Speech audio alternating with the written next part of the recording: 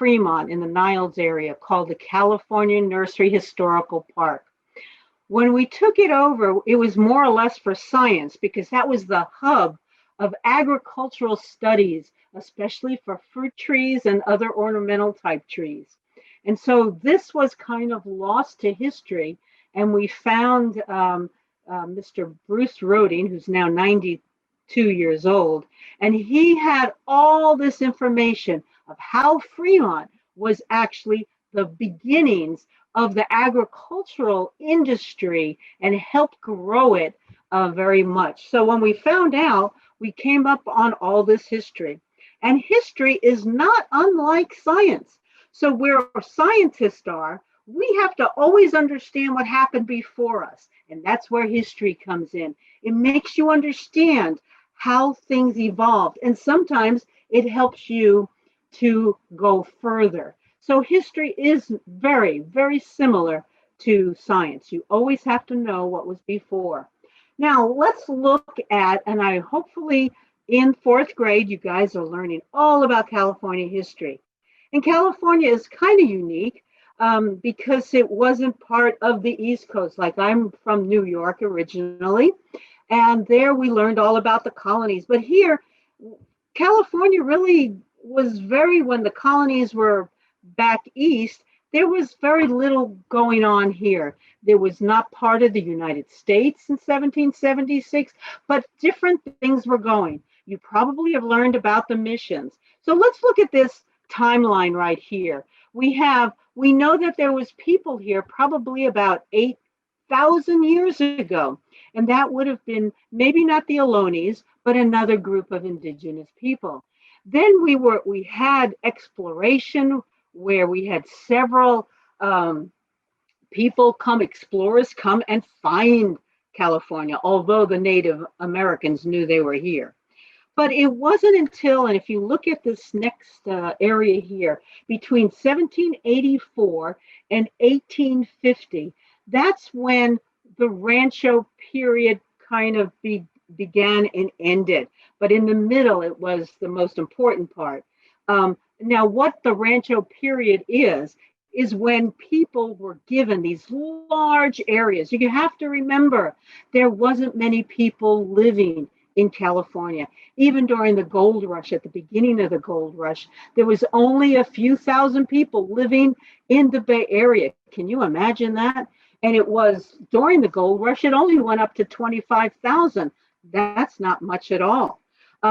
But what happened is after that, California kind of grew in leaps and bounds. So let's take a look. In 1784, it was still underneath the Spanish rule. Then in 1821, 22, it was taken over by the Mexican government. And then there was some fighting going around. We'll learn about that where it was under the Mexicans. Then for a small time, it was called, people who lived here were called the Californios. Then basically the California history went from the missions to Californios, and then became part of the United States. And we'll talk a little bit about that. And then in 1850, we became one of the states of the United States. Now, missions, you are probably familiar. In our area here, we had Mission San Jose. It was, but let's take a look at the Rancho period about when the Mexicans were here. That was called, the northern part of the red area was called Alta California. And then below it was called Baja California. So Spain owned it all. Then what happened was the Mexicans revolted, and then they broke it up into Alta, where we will be, and then Baja, and they still maintain the term Baja. Now, large ranches were given to Californios, so this would be during the Mexican rule, and then they were these huge parcels of land where people that were probably either of usually of Mexican Spanish descent. Now, what happened here in California is we had huge ranches. And so the whole idea of the cowboy type, but here they called them vaqueros, dominated. So let's take a look more. In 1821, Mexico won its long war in independence against Spain. Now you have to remember, no social media. There was maybe a newspaper, no telephones. A lot of people didn't even know this change occurred. They were very far apart. All you had was horseback and carts, but very little communication. So it took a while before the Californios really realized they were independent, but they did have these kind of wars. Also, the Native Americans, the Ohlone at that time, would be part of kind of the revolts. They were kind of part of the missionaries. Now, this is what we're going to learn today. We're going to learn that the ranchos were given up during the Spanish and Mexican rule and stopped when the Californios took over. The golden years of the ranchos were 1833 to 1846, just before the invasion of the gold rush. Fremont had 4 ranchos, and today we still have 2 of the Adobe still around, and that's what we're going to concentrate. The products that they created during the Rancho time would be leather from the cattle that the Spaniards brought with them, the tallow, which would be candle making. Remember, no electricity. They had to make tallow candles, which come from cattle, the fat of the cattle. They were mainly agricultural. The Spanish brought in wheat. They brought in palm trees. You see all these palm trees in Fremont. Those were all brought in because of the oil potential that it produced. Now we'll also learn that horses were very, very important. And those people who became very good on horses were called the vaqueros, or the cowboys. Okay, now we had a small population in these big ranchos. So the Dons and the Doñas, these were the people that would own these ranchos, had their own little city. And so they were really self-governing because there really was no communication between, and they took care of themselves. They didn't have cars. And so what they were left with was oxen, which is a cattle that are neither boy or girl, and they would move these big carts and move things around. Now, this is a little clip from a old movie in 1946 that portrays what a life on the rancho. So this is a Don talking to his grandson, talking about the days of the rancho. Old carreta carried my first plow to the fields. I planned to use the fertile river bottom for our cornfield. I had many helpers on the rancho and needed much food to care for them. Some of the workers on Rancho Solis were mission Indians. I was glad the padres had taught them how to make so many useful wooden tools. They not only made the carreta, but they also made the plow.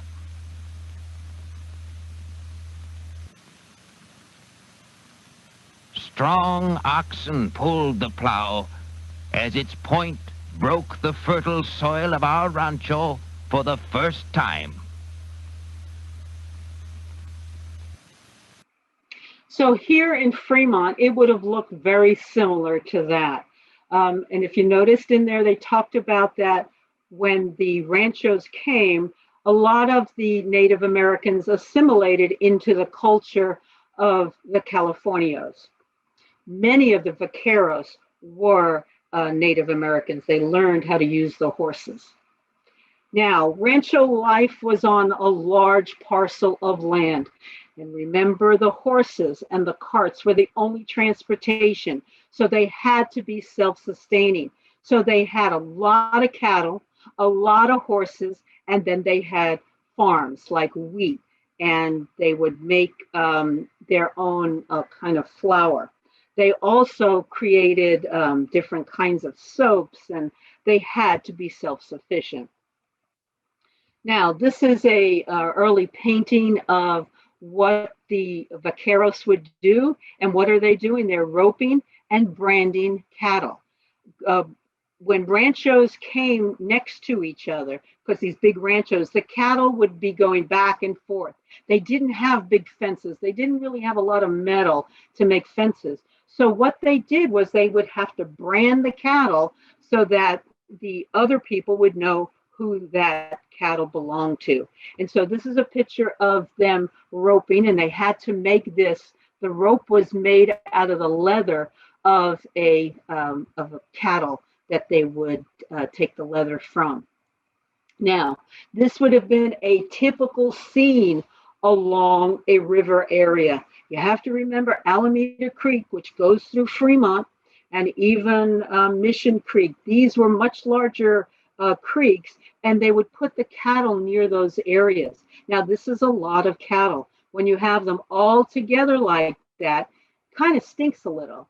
And so what they had to do was they would find areas where they would bring them before they slaughtered them for meat and for the leather.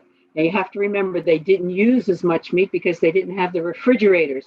So it was the leather and the fat for the candles that was the big commodity, especially here in the Fremont area. Now, branding, what did they have to do? They had to put a brand on their cattle to keep track of them. And the governors of the Californios would keep track of it in their government area, so they would know whose cattle was who. And so this way of branding started way long in the Egyptian time. Today, they do not brand cattle anymore. They put a little earring on them, and that's how they're digitally carried. But in the Rancho time, they would have to get on their cattle and round them up. So here, this is a scene. That's Phoebe holding a brand from the California Nursery. That's one of their brands. For the Mission San Jose, because the missionaries also had cattle, a J was their brand that they would put on their area. Now, Phoebe is in our museum at the California Nursery, where a lot of some of the things that I'm showing will be there. But right now, it's under a little bit of construction, so it's not open to the public. Hopefully, in the summer, we'll be able to open it up again. So, Phoebe's going to show you how to make your own brand. In this activity, you will be making your own brand designs out of pipe cleaner. So we're going to have pieces of pipe cleaner like this, and you fold them and twist them to make these brand designs that are real designs that ranchos here in California used. So you're going to twist the pieces together to make all 4 of these shapes. And once you have that done, you can use a marker or pencil to draw your own design in this box here, and then fold your design using pipe cleaners too. And with each design, you want to leave a part sticking up, so you can use a straw, stick it over the top, and lift it up like a brand. Yeah, so this way you kind of get an idea of, like, if you were a Californio during the Rancho times, what would your brand look like? Would you use your name? Would you use just the alphabets that as part of your name? But you have to remember the metal has to all connect in order to make a brand. So name your ranch and make your brand. If you notice, those are 7 Up is the first brand, the Y cross, double H, and 4 E's. So the 4E. So be creative on making your own brand, just in case you get cattle in the future. Now let's concentrate on the Rancho Era in Fremont. We had 4 ranchos that broke up the mission lands. There was Rancho de la Agua Caliente, That would be in the Warm Springs area. So if you live in the Warm Springs area, you would have been part of that rancho. It was owned by Fulgencio Higuero, and he was granted it in 1836. That's one of the adobes that still are around. Then there was Rancho Arroyo de la Alameda. Jose de Jesus Vallejo was granted it in 1839. Now, Vallejo Mill is named after Vallejo, and he owned part of the mission land. So he had a huge cattle ranch and he had a huge horse ranch, and a big wheat field. We'll talk a lot about him later on. Then we have smaller ones. So like if you live in Centerville and north part of Fremont going into Niles, you would have been part of the Rancho Arroyo de la Alameda. The Rancho Potrero de los Cerritos, that is one, if you lived in North Fremont, which would have been near the Patterson House, Coyote Hills, that was granted in 1844, but it didn't have a huge rancho. The Patterson people family bought that area early on, so this never really had a huge ranch like the other two. And then they called it Rancho Ex Mission San Jose, which really wasn't a rancho. It was the old mission, and the missionaries were still there, but they broke it up, and a lot of people bought different land when the settlers came in. Even Vallejo owned a home there. So that was a very different look over there. But imagine Fremont looking like that in the right, where you'd have vaqueros on their horses and they're moving their cattle around. Did they like that ornamentation and stuff? Yes, and that's the Spanish influence of looking very like a Don. Okay, now let's take a look at this map here. Number one is Rancho Arroyo de la Alameda. So if you live in that area there, now the red line I should point out is the old mission lands. So from the mission lands, these ranchos were given to certain people. So Vallejo owned number one. Number two was the Potrero de los Cerritos. That would have been the Patterson area. And you can see where it's a much smaller area than the de la Alameda. Then number three is the land of the old missions, and four is the Rancho Agua Caliente. Now, Agua Caliente means, caliente in Spanish means warm. Agua means warm. That's where Warm Springs got its name. And also Alameda County is named, the word Alameda means the river of poplar trees, or what we call cottonwoods. And they lined Alameda Creek, that's why it's called Alameda. It was the river of poplars. That's the Spanish name. And then they decided to keep the word Alameda for the whole county, because Vallejo became a very prominent person in California history, especially in Alameda County. So let's take a look at some of these characters. Now, this was part of the Rancho Ex Mission San Jose. It was granted to one of the governors of Alta California, and you might know some of these names: Alvarado, Pico, Horner, Beard. These are all people's names that now sometimes you'll see a school, like we have an Alvarado school, that was named after Juan Alvarado, who was the governor of Alta California. So this one was kind of broken up a lot. Let's take a look at what the area. So this would have been the area. It was much smaller, and it didn't, although it had water, it was brackish or salty water. So it didn't have that ability to grow. Then when the Pattersons took over, they did have an area where they made fresh water, and they did have agriculture. Okay, so this is the original land grant. That's how a land grant would have looked like. It would have been broken up into threes, and then that said that they owned it. Now, let's go to Rancho de la Agua Caliente. Now, this is the Higuero owned this area and he gave it to different people to have a different adobe on it. Adobe, in order to get a rancho, you had to build something. And so a lot of people just made a home. There was only two areas where they really did live in them. And this was one of them. This would have been the Warm Springs area. Now, this is what Fulgencio looked like. He had 9 children, and he started selling them off in 1850. Notably, who bought them would have been Leland Stanford of Stanford University. Stanford bought the area where used to be a big winery. He had a winery in the hills, and now we have like Weibel would have been part of that. Weibel School is part of that area because it was later bought off by the people.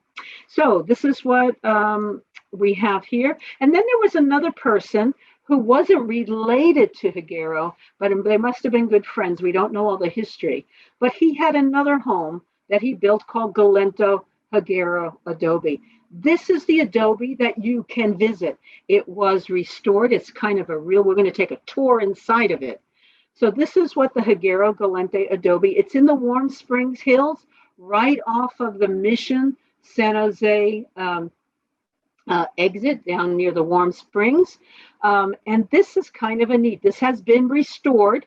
So let's take a look at it in more detail. So we're going to take a walk and let's walk through it. And I'll try to give you an idea or a sense of what it felt like to live during the Rancho time. So now we're walking in the front door. They wouldn't have had tiled floors or wooden floors. They would have to make their own tables. And notice the beams up there. And let's continue walking in here. But if you see the sides of the walls there have kind of like what we call stucco today. It would be made out of adobe, which was our clay soil, and they would make them into little bricks. This little on the table there, that is one of the bricks. They would make the bricks in these kind of like molds and then dry them out and then glue them together, not with glue, but with other clay, and then stick it together. And then they would put lime over the side so it wouldn't break down. They would have to replace them all the time. Now let's take a walk into a bedroom. Now notice that chairs, they're made out of leather and leather rawhide, which is the leather strips. Let's take a walk in here. Look at the walls, see how they made these chairs. Now remember, they didn't have saws back then. They had to use like axes to make these usable. You can see some of the walls, see some of the original wood that they have. And now let's go inside. Let's say you're tired and you want to sleep. This is how this would be an area where, that's why it's all kind of crinkly. They'd have to use lime over it. But this is a bed. Look at that bed, guys. That's a piece of leather, and it would be tied around with the rawhide, and then it would just be elevated because they didn't have floors that we would have today. So this is what your life would look like. Would you have a kitchen in here? No. The kitchen and stuff would be on the outside. If you ever go to this, the Museum of Local History conduct tours of this area, especially with schools. It's a really cool place, and you see a beautiful part of the Fremont Hills. Now, let's look at the Rancho Arroyo de la Alameda. This is the one that the math science nucleus basically has learned to really appreciate it. This would include, and you can see the area there, it's part of the old Mission lands. And then remember, the word Alameda comes from a river lined with poplars or cottonwoods. And if you go down Alameda Creek, some of those big trees are poplars. So that's where the name Alameda came from. Now, this was owned by Jose de Jesus Vallejo, and he was the alcalde, or when the missions were closing down, he was the administrator or judge of the area. He was a prominent person. The Vallejo family, as you might remember some of the history, we had Mariano Vallejo, which Vallejo, the city, is named after. He was a general. This comes from an old family of Spanish, Mexican, coming up the area. They owned most of the Monterey area. And then he came out here with his wife and made a home at the mission. And so he is noted to be the richest man in Alameda. Can you imagine that? And why? Because he learned how to use the power of the Alameda Creek to make it create water and make a flour mill. And he had 7 children. And so, of course, you back then you used to have a lot of children.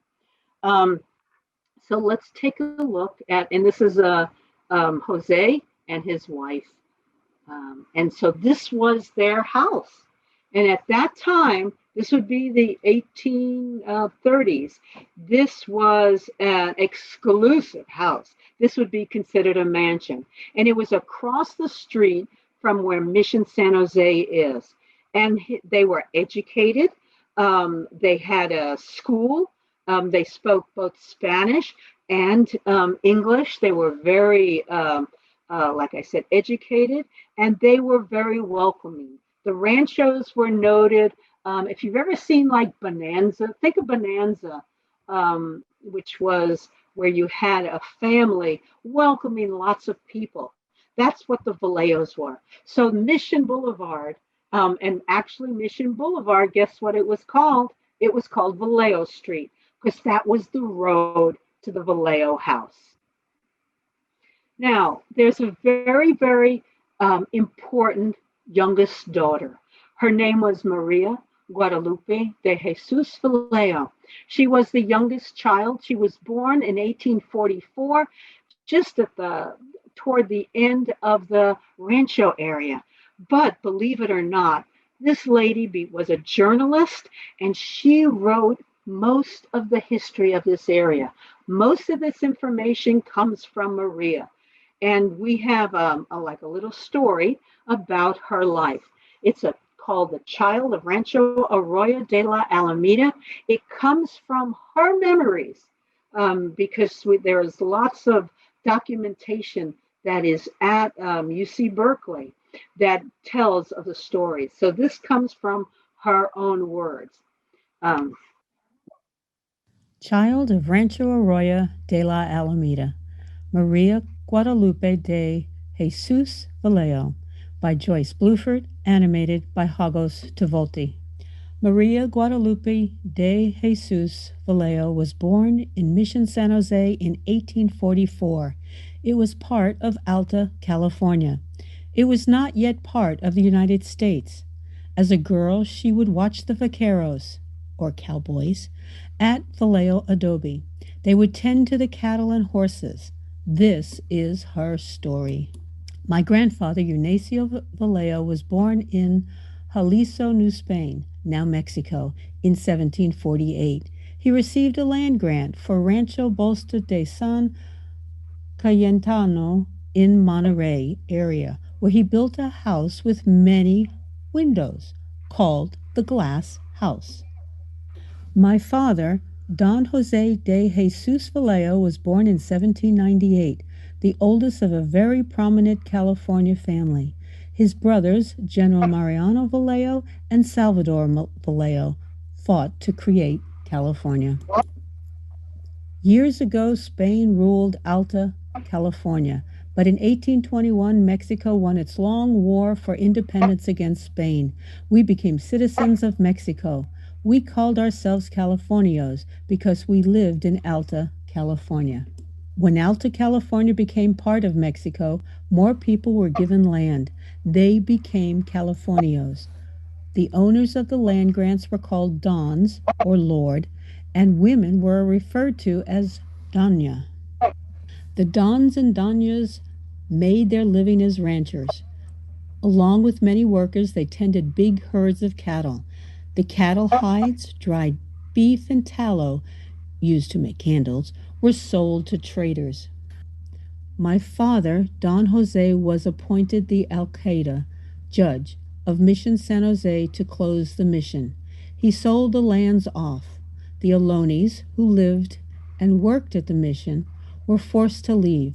Many of them found work on the ranchos. Many became vaqueros, or cowboys, and tended to the cattle. To thank my father for his work, the Mexican governor granted him a large rancho. The rancho was located along Alameda Creek. My father named it Rancho Arroyo de la Alameda. In Spanish, it means the ranch along the river of poplars, a common tree in the area. My father married Maria Soledad Sanchez y Ortega in 1837. They had 7 children, 5 girls and 2 boys. Our home was across the street from Mission San Jose. It was a 2-story house with many rooms. My father built the Vallejo Mill. A mill uses big stones to grind grain into flour. He used the water from the river to turn large grinding stones. Wheat was the main grain and was important to make food, so everyone used the mill. My father used the adobe building on the property to store grain. He would sell the flour to the local people.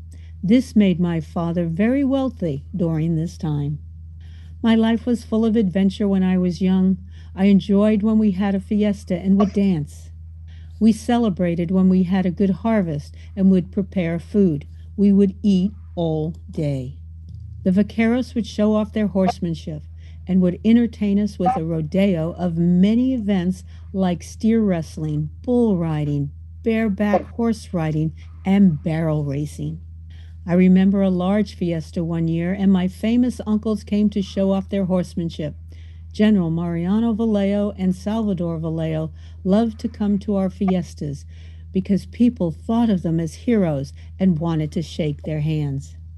My uncle Salvador fell off his horse in a difficult stunt and broke his ribs. He got up and tried to continue, but my father stopped him.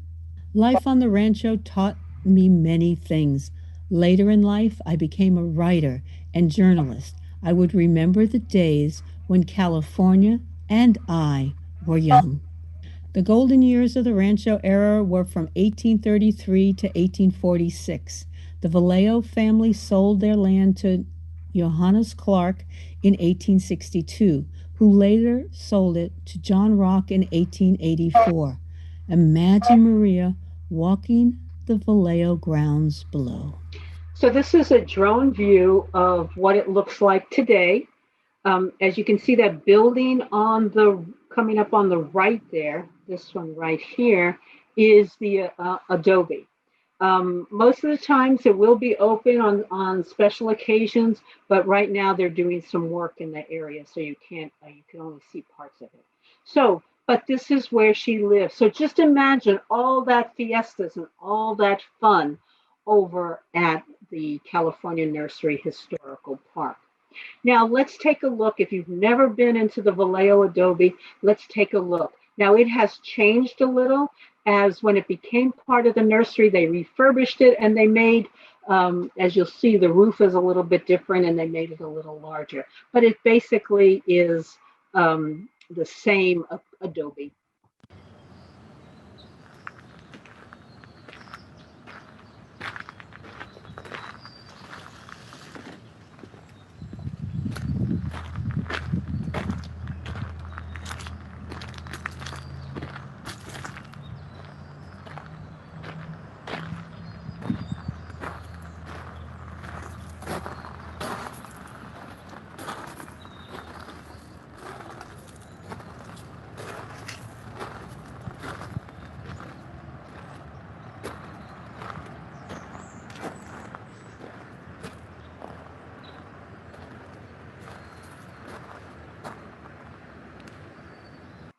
It doesn't even look like you're in Fremont, huh, guys? Kind of neat. Now let's take a look inside. This right here is the Vallejo Adobe. Molds like were used to make adobe bricks to build houses just like this. Why don't we take a look inside?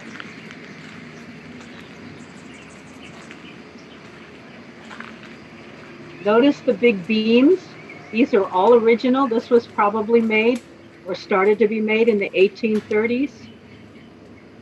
The furniture in there are replicas, but notice how they reinforced it. And those woods, some of the woods you can see where the axe actually, they had to cut it with an axe. They didn't have big saws back then.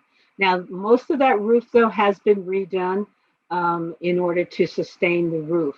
But notice in the back, there is a fireplace over on the left-hand side. Now, that fireplace was not there when they first built it because they just didn't put fireplaces inside. And so this, and remember, this was where he stored his wheat, not where people lived. Later on in the 1860s, some people did live in here, but the majority of it was for storing wheat. Then when the California Nursery was taken over by John Rock and George Roding later on, they used this to have celebrations, just like when Maria was here. They loved the story and they loved history and they wanted to preserve it for all children to see. Now, this is in 1939, George Roding Jr. Restored it, and they would have festivals just like it before.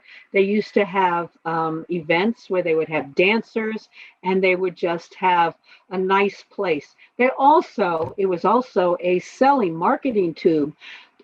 People would come all around just to see the adobe and to see the dancers, but then they sold a lot of trees. Now, the picture on the right is one in 1920. You can see it's in disrepair, and what they did was they used this as a fumigation. Notice it doesn't have the brick tile on it. That's because they made the original kind of roofs were more like a bark or shake roofs. So now this adobe, though, is the original adobe. Okay, now let's take a look at what else, why he had wheat in this area. So Vallejo owned, a matter of fact, this area was called Vallejo Mill. Then it got the term Niles after, they named it after the judge when the railroads came in. But take a look, Vallejo Mill, you know, as a school. But on the other side, there is a historical park called Vallejo Mill Historical Park. And there was a mill. Let's look at this picture here. This is a kind of like a turbine.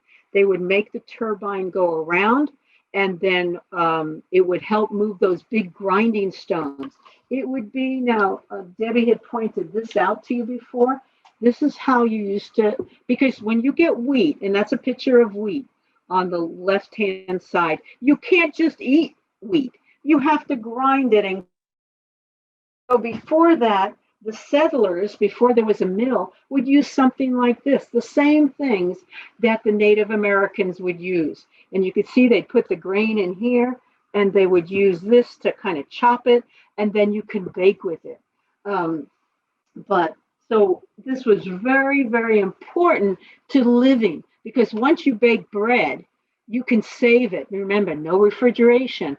And this is a way that over the summer and during the winter, that you have enough food to eat. So this was very important. Now, there was only 2 mills in Alameda County for a long time. And so Vallejo Mill was one, and people from all around would come. And so a whole little city was brought up. Then, unfortunately, when it became part of the United States, this was basically kind of destroyed. That's a whole nother story. This is what it looks like today. So in the early 1900s, this is what it would look like right here. So you could see it was very, very fallen down.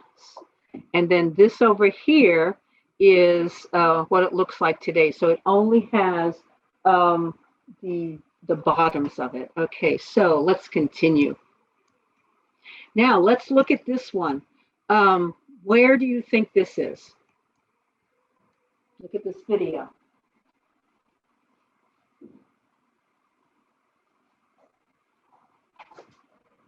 Okay, those are horses. This is on top of where the Masonic home is, which is not far from where the Vallejo Adobe is. And this is where Vallejo would let his horses ride. Now you have to remember, what do horses eat now? Hay and wheat. And so you would have to be able to produce that much hay and food for them to eat. And so Vallejo would just let them run wild and they started eating. Remember, horses are big animals. Now, this is Bruce Roding has this. This is about 60 to 80 years old. This was a vaquero style saddle. Let's take a look. Look how ornate it is.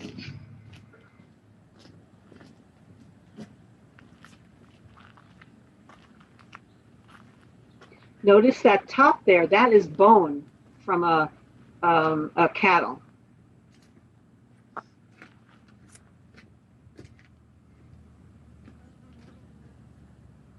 Isn't that beautiful? And they would have to hand make that. Very hard to do. But the vaqueros were able to do it. That's what they were noted for. Now, also, we have to look at cattle roam the East Bay Hills. Now,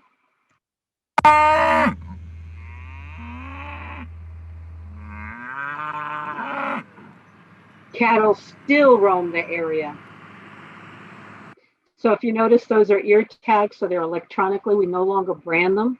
But look at just a few cows, they eat all of that, anything that's growing, but they basically kind of destroy the land. That's why a lot of the hills are bare right now, because cattle still roam up there. They need a lot of food to eat.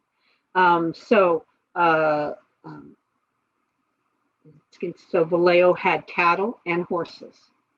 Now let's take a look at. This dress right here is from the Rancho Era in the 1840s, and women would wear this to things like fiestas and other special occasions. So notice, wires are kind of pillowy. Let's take a look at one of these fiestas.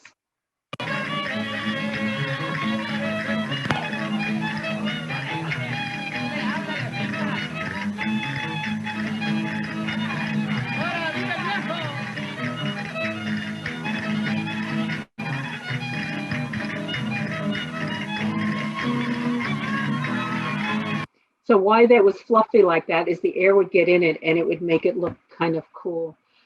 We do have little fiestas, and we will once they finish doing the area. And this is again in our museum where we have saved a lot of our artifacts.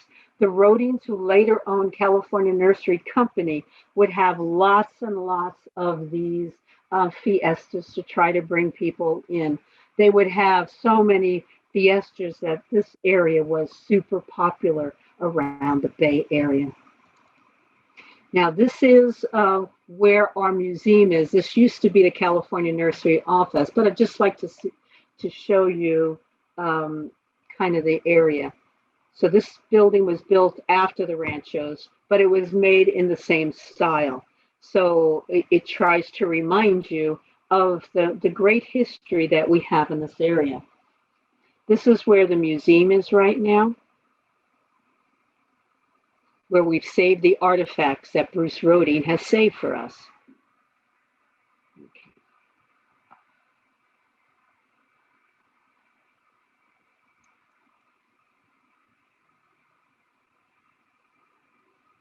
Notice the tile roof. And we're going to go higher and higher. You notice there's a lot of trees in this area. And a lot of homes.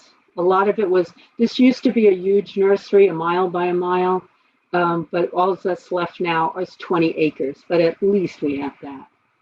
Now also, if you ever want to walk on the grounds, especially during springtime, this is where a lot of the fiestas were.